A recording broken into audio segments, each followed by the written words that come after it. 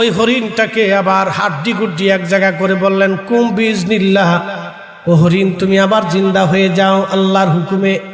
হরিণের হাড়ের জায়গা হাড় আসলো, কানের জায়গা কান, দাঁতের জায়গা দাঁত, নাকের জায়গা নাক, চোখের জায়গা চোখ, চামড়ার জায়গা চামড়া, পায়ের জায়গা পা, লেজের জায়গা লেজ, সব জায়গা মতো ফিটফাট হয়ে হরিণ লাফায়া লাফায়া চলে গেল তার হরিণের মায়ের সাথে। ঈসা নবী ডাক দেয়া বলেন, ও আল্লাহর বান্দা, তুমি তো আমার সামনে বসে বসে আল্লাহর বিরাট বড় একটা কুদরত দেখছো। এই হরিণটাকে জবাই করলাম, এই হরিণের গোশত বানাইলাম, দুইজনে খাইলাম, আবার হরিণের হাড্ডি কুড্ডি এক জায়গায় করে আমি কুম বিজনিল্লাহ বলার পরে এই হরিণ আবার জিন্দা হয়ে লাফায় লাফায় তার মার সাথে চলে গেল। ও আল্লাহর বান্দা, তুমি আল্লাহর বিরাট বড় একটা কুদরত তুমি দেখছো। আল্লাহর বান্দারে, এই আল্লাহর সেই আল্লাহর দুহাই দিয়ে বললাম, বলো তিনটা রুটির একটা রুটি ছিল, ওই রুটিটা কে চুরি করছে? মনে আছে না আপনাদের? রুটি ছিল কয়টা? তিনটা। দুইজনে দুইটা খাইছে, একটা রুটি চুরি হয়ে গেছে। আল্লাহ তোমার যে কুদরত দেখাইলো আল্লাহর বান্দা, এই কুদরত দেখার পরেও ওই কুদরতওয়ালা মালিক আল্লাহর দোহাই দিলাম, বল কে রুটি চুরি করছে? ওই চোর ডাক দেখা, হুজুর আমি কইতাম পারি না। ওই চোর আর আমরা দেশের মসজিদের টাকা চোর এক চোর। ওই চোর আর আমরা দেশের মসজিদের টাকা চোর এক চোর। এই চোরের মধ্যে কোনো তফাৎ নাই। ওরে মারাত্মক চোর। ঈসা আলাইহিস সালামকে সর্বনাশ, এটা কেমন চোরের চোর? আচ্ছা, দুইজনে আবার পথ চলতে লাগলো। বহুদূর যাওয়ার পরে হযরত ঈসা আলাইহিস সালাতু ওয়াস সালাম কিছু বালি এক জায়গা করলেন। এক জায়গায় করার পরে দোয়া করলেন, আল্লাহ তুমি এই বালিগুলি রে তুমি স্বর্ণ বানাইয়া দাও। সমস্ত বালিগুলি সাথে সাথে স্বর্ণ হয়ে গেল। জোরে বলা যাবে সুবহানাল্লাহ। বালিগুলি স্বর্ণ হয়ে গেল। ও নবীর উম্মত, আপনারা তো ঈসা নবীর মুজিজা দেখছেন, এবার আমার নবীর মুজিজা বলা লাগবে না, আমি আমার নবীর গোলামের কারামত বলে দিয়ে যাই। কষ্ট হইতেছে আপনাদের? এই উম্মতের কারামত বলে, আরে রাসূলের শান বলবো তো এটা অনেক ঊর্ধ্বের কথা। হাই হাই হাই, কি বাবাজি, খুব মনোযোগ দিয়ে। একজন আল্লাহর ওলির নাম ইব্রাহিম বিন আদহাম রাহমাতুল্লাহ, তারও আগে আরেকজন ওলি ছিলেন আবু মুসলিম আল খাওলামি। নাম জীবনে হয়তো অনেকে শোনেন নাই, আজকে শুনেন। আবু মুসলিম আল খাওলামি রাহমাতুল্লাহ আলাইহি, ওনার বাড়ি মিশর ছিল। উনি দিন কবুল করছেন হযরত আবু বকরের আমলে। তা আবু মুসলিম আল খাওলামির স্ত্রী বলতেছে, স্বামী গো, বাড়িতে কোনো বাজার সদাই নেই। তা আবু মুসলিম বলতেছে, আমার কাছে তো কোনো পয়সা করি নেই, বাজার করবো কি দিয়ে? স্ত্রী বলতেছে, বিবি রে, স্বামী রে, আমি ওই সুতা কাটছিলাম, মানে সুতা বানাইছিলাম, এই সুতা কিছু বিক্রি করে 3টা পয়সা আমার কাছে আছে, তা আপনি 3 পয়সা দিয়ে বাজার থেকে কিছু বাজার সদাই কিনে নিয়ে আসেন, বাচ্চা কাচ্চা ক্ষুধার্ত আছে। আবু মুসলিম আল খাওলামি রাহমাতুল্লাহ আলাইহি ওই 3 পয়সা নিয়ে বাজারে রওনা দিচ্ছে। এ মা বোনেরা শুনিয়া যান, দান করিলে মাল বাড়ে, দান করিলে ইজ্জত বাড়ে, দান করিলে মাল বাড়ে। আল্লাহর প্রতি 1 টাকা যারা দান করে আল্লাহর 70 গুণে বাড়ায় দেয়। আবু মুসলিম আল খাওলামি রাহমাতুল্লাহ আলাইহি উনি বাড়ি থেকে 3 পয়সা নিয়ে রওনা করলেন বাজারে। বাজারে যাওয়ার পরে এক ভিখারি এসে আবু মুসলিম আল খাওলামির সামনে হাত বাড়ায় বলে, হুজুর আমি গরিব মানুষ, আমার কিছু পয়সা করে দেন। আবু মুসলিম চিন্তা করলেন, পয়সা আছে মাত্র 3টা, যদি গরিব মানুষকে দিয়ে দেই আমার বাজার সদাই করা হবে না। উনি আস্তে করে কোনো কথা না বলে অন্য আরেকটা দোকানে চলে গেলেন। আমার দেশের কিছু ভিখারি আছে দেখবেন, কোনো শরম লজ্জা নাই, আপনি খাইতে বসেন হাত পাইতে দিছে। কি কথা কন না? কিছু ভিখারি আছে লজ্জা শরম নাই, এই আপনি খাইতে বসেন হাত পেতে খারাই দিছে। কেমনটা লাগে কলস, আপনি খাইতেছেন হাত পেতে দাঁড়াই দিছে, সরে না। আমি টঙ্গি দিয়ে এক জায়গায় মাহফিলে যাচ্ছি, মাজুকার এক বিকের এসে হুজুর কিছু পয়সা দেয়, তা আমি 2 টাকা বাইর করে দিছি। আমার হুজুর আমি 2টা ভিক্ষে লই না। আমি কি উড়ে সর্বনাশ, কত বড় জমিদার ভিক্ষুক রে, ডিজিটাল বাংলাদেশে তুমি কি ডিজিটাল ভিক্ষা করো? হুজুর 2 টাকা আমি ভিক্ষা লই না। আমি 2 টাকা স্যার আমি দিব না, তুমি যাও গে। আমার উল্টে 5টা দিয়ে আপনার 5টা দিয়ে গেল।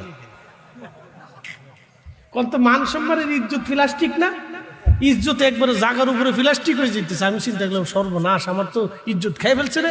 সারা গাড়ির মানুষ আমার দিক চাই দিচ্ছে। ওরে 5টা দিয়ে বাপ তুই যা রে, তাড়াতাড়ি যা। এরকম ভিক্ষুক আছে। তা আবু মুসলিম আল খাওলামি ওই ভিক্ষুকের জ্বালাই করছে কি অন্য দোকানে আবার গেছে।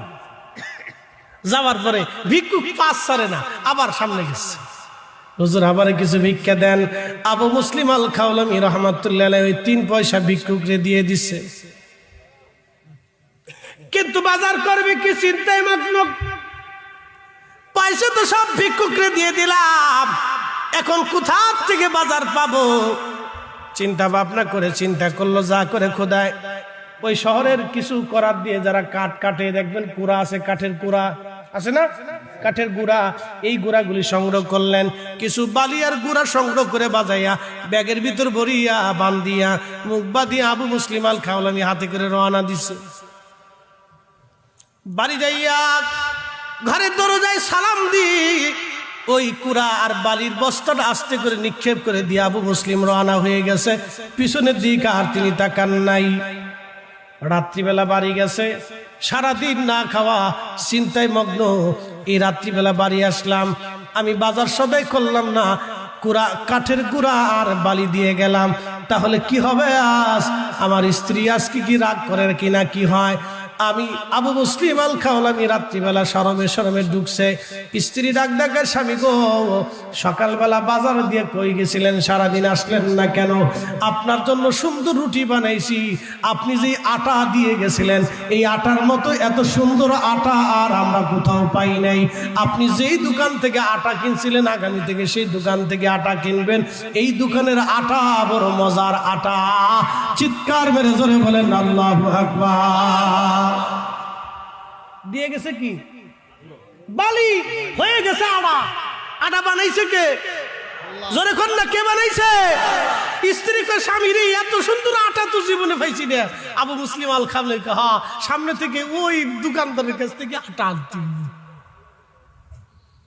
ওই দোকানদারের কাছ থেকে সামনে থেকে আটা আনতে হবে। আবু মুসলিম আল খাওলামি চোখের পানি ফেলে দেখা দেখ, আল্লাহ 3টা পয়সা ভিক্ষুককে দিয়ে দিছিলাম, তুমি আল্লাহ আমাকে শর্মিন্দা করো নাই, আমার স্ত্রীর জন্য তুমি বালি আটা বানাই দিছ। সেই রুটি খাইলেন, একসাথে বলা যাবে আল্লাহু আকবার। এটাই উম্মতের কারামত। এই উম্মতের কারামত যদি এটা হয় তো রাসূলুল্লাহর মুজিজা কত বড়। ঈসা আলাইহিস সালাম ওই বালিগুলি সামনে নিয়ে দোয়া করে, আল্লাহ ওই সোনা বানাই দাও, তো বালি স্বর্ণ হয়ে গেছে। স্বর্ণ হয়ে যাওয়ার পরে ওই বালিরে 3 ভাগে ভাগ করছে। 1 ভাগ স্বর্ণ ঈসা আলাইহিস সালাম বলেন আমি আমার জন্য রাখলাম, আর 1 ভাগ স্বর্ণ ওই রুটি চোরকে দিয়ে বলল তুমি এই 1 ভাগ স্বর্ণ নিয়ে যাও, আর 1 ভাগ স্বর্ণ আমি নিলাম, বাকি 1 ভাগ স্বর্ণ যেটা আছে যে রুটি চুরি করছে আমি তারে দিয়ে দিব। কি চোরের চোর চিন্তা করেন। ঈসা আলাইহিস সালামকে, আরে চোর রে, তোর এত বড় মুজিজা দেখাইলাম, তারপরে আল্লাহর কুদরতের উপর তোর বিশ্বাস হলো না, শেষ পর্যন্ত তোর এই স্বর্ণ বালি দিয়ে স্বর্ণ বানায় দেখালাম, এই স্বর্ণ পাওয়ার পরে তুই চুরির কথা কইলি, যা সব স্বর্ণ তোরে দিয়ে দিলেন, যা তুই লয়ে যা। তো স্বর্ণ পাইয়ে না, না তুমি তোমার মতো আমি আমার মতো। ঈসা আলাইহিস সালাম চলে গেলেন, ওই স্বর্ণ নিয়ে বেটা পথ চলতেছে, 2 চোর আইছে, 2 ডাকাত, এই তোর কাছে কি আছে দে। ছুরি টুরি ধরছে, আমার কাছে এই স্বর্ণ টর্ণ আছে, আর কিছু নাই, না দিলি তোর মেরে ফেলবো।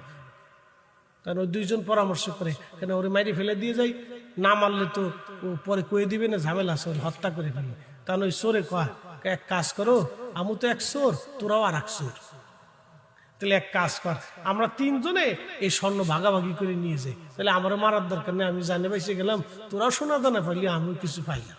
তো 3 জনে কথা খারাপ না, খুন খারাপই না করিয়া ভাগযোগ করে নিয়ে যাই। তো 3টাই ভাগ করছে, 3 ভাগে ভাগ করছে।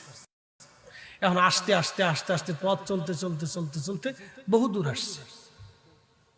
একটু অদূরে বাজার, আগের দিন তো বুঝতেছিনি, ধরেন ভৈরবে যাইয়া বাজার করতে হবে, নীলকুঠি আপনার মির্জাপুর পর্যন্ত আইছে।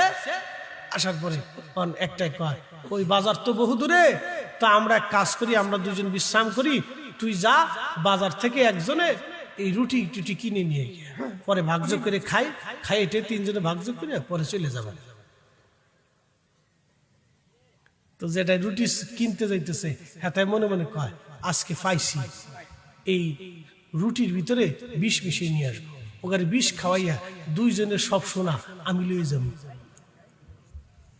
আর ওই দুটো বইবে চিন্তা গল্প করতেছে, ও যে আসবে, আসার সাথে সাথে ওরে মেরে ফেলবে, মেরে ফেলে দিয়ে ওর যে সোনাদান আছে আমরা দুইজনে ভাগ করে লইল। দুইজনে দুই রকম বুদ্ধি। শয়তান দেখেন কত বড় চালাক। কোরআন বলতেছে, আইয়ুহাল্লাযীনা আমানু দুখুলু ফিস-সিলমি কাফাতাও ওয়া লা তাত্তাবিউ খুতুওয়াতিশ-শাইতান। আমাদের দেশে এরকম ঝগড়া হয়, ভাইয়ে ভাইয়ে ঝগড়া, ঘরের মধ্যে বসে বসে পুটুর পুটুর করে স্বামী স্ত্রী আর দুইজনে চিন্তা করে ওরে ঠকাবো কেমনে। বাপের ভালো জমিটা আমরা নিতে হবে, রাস্তার পাশে জমি সামনে দাম হবে, ছোটরে না দিয়ে এটা আমরা নিয়ে যাই কোন কৌশলে। এই চিন্তা করতে থাকে, না মুসলমান না, ভাই ভাইকে ঠকায় না, ভাই ভাইকে ঠকায় না। মানুষ ঠকাইলে নিজে ঠকতে হয়, যে মানুষ ঠকায় সে নিজে ঠকে, যে ঠকায় সে নিজে ঠকে। কথা কন ঠিক কিনা?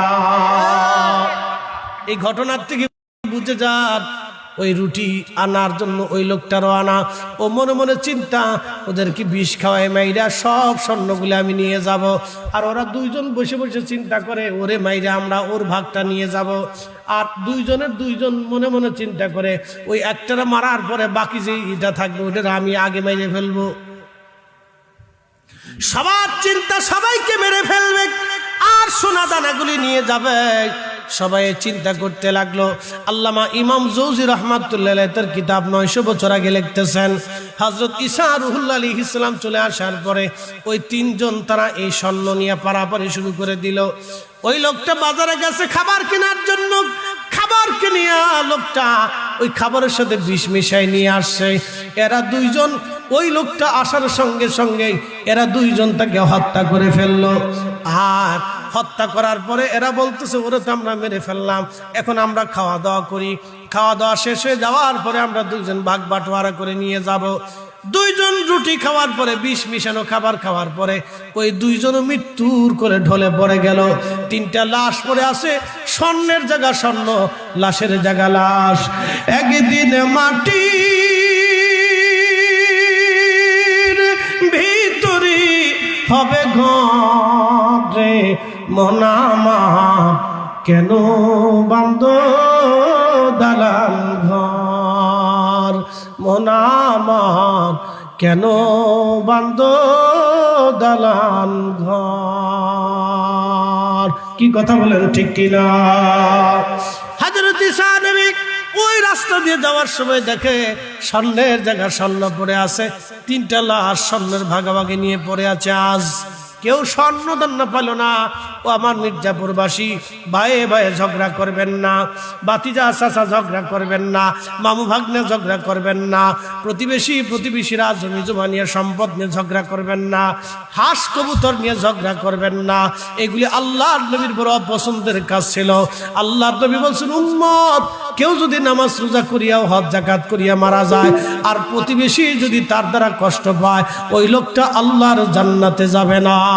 কেউ যদি নামাজ রোজা কম হয় আর প্রতিবেশী যদি তার উপর খুশি থাকে, প্রতিবেশীর অসুবিধায় সে অসুবিধা দূর করে দেয়, প্রতিবেশীর অভাবে যদি তার সাহায্যের জন্য সে দাঁড়ায়, আল্লাহর নবী বলতেছেন ওই লোকটাকে আমার আল্লাহ জান্নাতি বানাই দিবে। একবার জোরে বলা যাবে কি মারহাবা? সাবধান, প্রতিবেশীরা ঝগড়া করবেন না, জমি জমা নিয়ে মারামারি কাটাকাটি করবেন না। যদি অমিল হয় বেমিল হয় মুরব্বীরা বৈশা সমাধান করে ফেলবেন। খুব মীমাংসা ইসলাহের সাথে করবেন এবং সবাই সবাইকে প্রাধান্য দিবেন, সবাই চিন্তা করবেন সুষ্ঠু মতো সুন্দর মতো মিট করে মীমাংসা করে কাজ করবেন, একসাথে থাকবেন, অপরের দুঃখে দুঃখী হবেন, সুখে সুখী হবেন, একজনের ভালো মন্দর দিকে আপনি তাকাবেন, মোহতারাম ক্ষতির চিন্তা করবেন না। কখনো অন্তরে প্রতিবেশীর ক্ষতি, আত্মীয়ের ক্ষতি, ভাইয়ের ক্ষতি, আত্মীয় স্বজনদের ক্ষতি যেন চিন্তা না আসে। কোরআন বলতেছে আবুদুল্লাহ, তোমরা আল্লাহর ইবাদত করো, ওয়ালা তুশরিক বিহি শাইয়্যা, আল্লাহর সাথে কারো তোমরা শরীক স্থাপন করিও না। এরপরে আল্লাহ রাব্বুল আলামিন বলতেছেন, ও আমার বান্দা, ওয়াবিল ওয়ালিদাইনি ইহসানা, পিতা মাতার সাথে তুমি সুন্দর আচরণ করো।